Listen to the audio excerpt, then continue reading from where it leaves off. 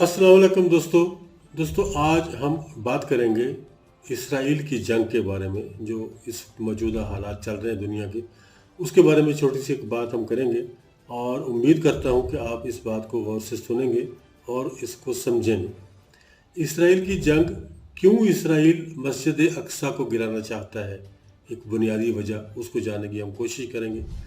मौजूदा जंगी हालात में बहुत से लोग अभी तक भी ठीक से नहीं जानते कि आखिर ये जंग क्यों हो रही है। इस दिलचस्प वीडियो को लाजमी देखिएगा ताकि आपको सही से अंदाज़ा हो सके कि हक़ व बातिल के नज़रियात में फ़र्क क्या है और ये नज़रियात की जंग क्यों है और हम कहाँ खड़े हैं और हमें कहाँ खड़े होना चाहिए।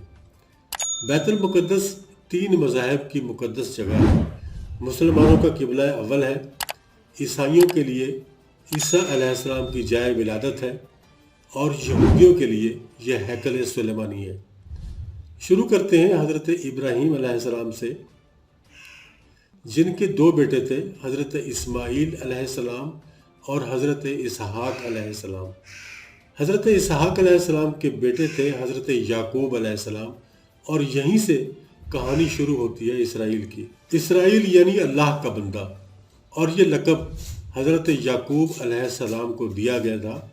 हज़रत यूसुफ़ अलैहिस्सलाम ने जब कफ़ील मिस्र बने तो आपको हुक्म हुआ कि अपने तमाम ख़ानदान यानी आले याकूब को मिस्र बुला लिया जाए और मिस्र की सरज़मीन का एक मखसूस हिस्सा उनके लिए मुख्तस कर दिया गया और अल्लाह की तरफ से कहा गया कि ए आले याकूब, इस सरज़मीन में तुम्हारे लिए बरकतें ही बरकतें हैं।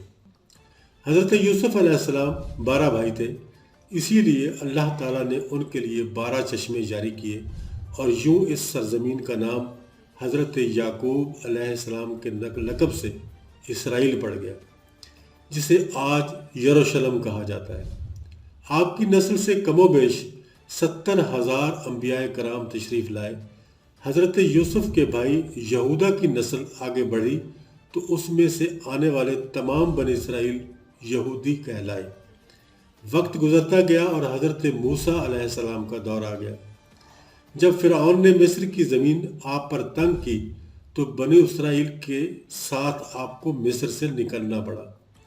इस दौरान बनी इसराइल पर अल्लाह की बहुत सी करम नवाजियाँ भी हुई, जिसमें मनो सलवा, चश्मों की बहुतात, मछली के शिकार का जिक्र कुरान पाक से भी हमें मिलता है। और वहीं हमें एक गाय का भी जिक्र मिलता है जिसके लोथड़े से मुर्दे ने अल्लाह के हुक्म से ज़िंदा होकर अपने कातिल का नाम पता बताया था। इस गाय की निशानियाँ अल्लाह ताला ने कुरान पाक में बयान फरमाई हैं, जो कि एक सुर्ख रंग की गाय थी और ऐसी गाय आज भी यहूदियों के नज़दीक मुक़द्दस मानी जाती है। हज़रत मूसा अलैहिस्सलाम के बाद दीगर नबी आए। उस दौरान में हज़रत मूसा अलैहिस्सलाम और उनके दौर की कुछ बाक़ियात, तौरात, मनोसलवा का कुछ हिस्सा बनी इसराइल ने एक संदूक में महफूज कर लिया। यह अल्लाह की तरफ से हज़रत आदम को दिया गया एक ख़ास संदूक था जो नस्ल दर नस्ल नबियों के पास रहा, जिसे कुरान में ताबूत सकीना के नाम से पुकारा गया और ये यहूदियों को अपनी जान से भी ज़्यादा अजीज़ है। हज़रत दाऊद अलैहिस्सलाम ने जब जालूत को शिकस्त देकर उससे वो ताबूत सकीना हासिल किया तो यूँ बनी इसराइल ने उन्हें नबी तस्लीम कर लिया और हज़रत दाऊद अलैहिस्सलाम उस संदूक की हिफाजत के लिए एक हैकल तामीर करना शुरू किया, जो कि उनकी ज़ाहिरी हयात में मुकम्मल ना हो सका। उनके बेटे हज़रत सुलेमान अलैहिस्सलाम ने जिन्नात की मदद से उसको मुकम्मल करवाया और उसी दौरान में आपका भी विसाल हो गया। इसी वजह से उसे हैकल सुलेमानी कहा जाता है। बाद अज़ां बाबुल के बादशाह बख्त नसर ने इसराइल पर हमला किया और हैकल सुलेमानी को भी गिरा दिया और ताबूत सकीना को भी वो अपने साथ ले गया। सेपरस द ग्रेट ने दोबारा ये शहर हासिल किया, यहूदियों को दोबारा यहाँ आबाद किया और ताबूत सकीना को भी वापस लाया गया। हैकल सुलेमानी एक दफ़ा फिर तामीर किया गया और वक्त गुजरा और हज़रत ईसा अलैहिस्सलाम की आमद हो गई, जिन्हें नाऊज़ बिल्लाह यहूदियों ने दज्जाल, नाजायज़ और क्या क्या लक़ब दिए। यहाँ से यहूदियों में 2 अलग कौमें हो गई। ایک یہودی اور دوسرے عیسائی۔ یہودیوں نے سازش کر کے حضرت عیسیٰ علیہ السلام کو صلیب پر چڑھانا چاہا اور اللہ تعالیٰ نے انہیں اپنے پاس اوپر اٹھا لیا۔ اس کے بعد یہودیوں اور عیسائیوں میں کئی چھوٹی موٹی جنگیں ہوئیں۔ پھر عیسائی رومی بادشاہ ٹائٹس نے اس شدت سے یروشلم پر حملہ کیا کہ اس پورے علاقے کی اینٹ سے اینٹ بجا دی، ہیکل سلیمانی کو بھی گرا دیا، جس کی صرف ایک دیوار اس وقت بھی اپنی اصلی حالت میں موجود ہے، جسے دیوار گریہ کہا جاتا ہے، جہاں اب بھی یہودی جا کر تورات کی تلاوت کرتے ہیں اور گریہ وزاری کرتے ہیں۔ اس دوران تابوت سکینہ بھی نہ جانے کہاں غائب ہو گیا۔ ٹائٹس کے حملے کے بعد یہودی آخری نبی کے انتظار میں تھے، کیونکہ اللہ پاک کا ان سے وعدہ تھا کہ انہیں پھر عروج بخشا جائے گا۔ اس وعدے کا ذکر سورہ بقرہ میں بھی موجود ہے۔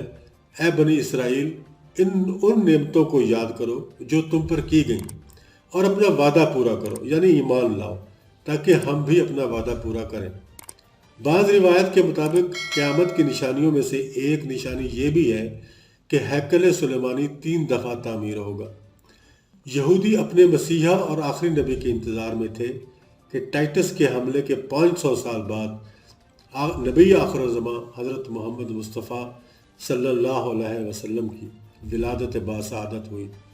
یہاں یہودیوں کو یہ جھٹکا لگا کہ سارے نبی حضرت اسحاق علیہ السلام کی نسل سے ہیں، تو آخری نبی حضرت اسماعیل علیہ السلام کی نسل سے کیوں کر آ گئے، اور انہوں نے ایمان لانے سے انکار کر دیا۔ مسلمانوں کے لیے بھی وہ انبیاء کی ہی نشانی تھی، اسی لیے ہیکل سلیمانی کو بیت المقدس کا نام دیا گیا تھا۔ اسلام کے آغاز میں یہودیوں کو قائل کروانے کے لیے بیت المقدس کی جانب منہ کر کے نماز ادا کرنے کا حکم دیا گیا، کیونکہ یہودی اسی طرف منہ کر کے عبادت کرتے تھے۔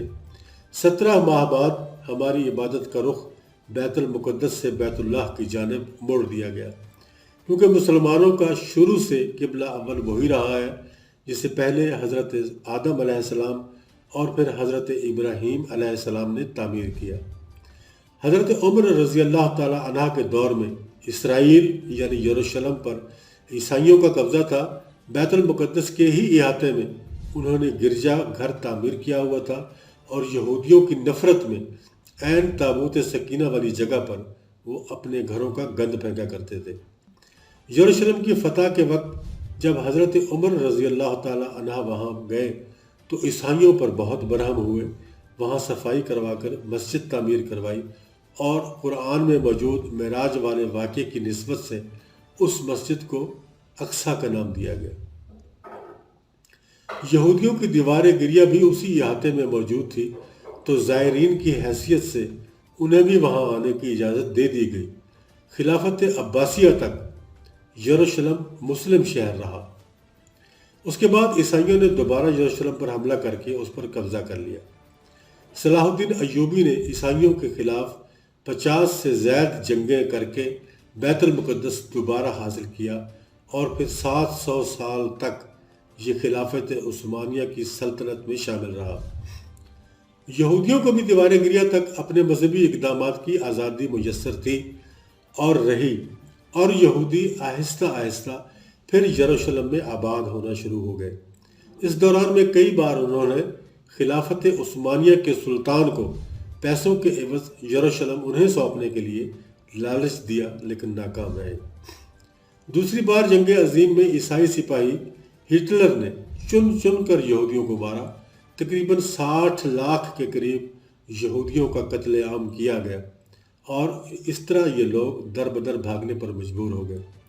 اس دوران انہیں یہ اندازہ ہو چکا تھا کہ انہیں اب خود اپنی پہچان بنانی ہے، اور بائبل میں موجود یہودیوں کے آخری عروج سے قبل والی کئی نشانیاں بھی ظاہر ہو چکی تھیں، اور وہ تسلیم کر چکے تھے کہ ان کا آخری مسیحا اب دجال ہی ہوگا، جس کی بدولت پوری دنیا میں ان کا دوبارہ بول بالا ہوگا۔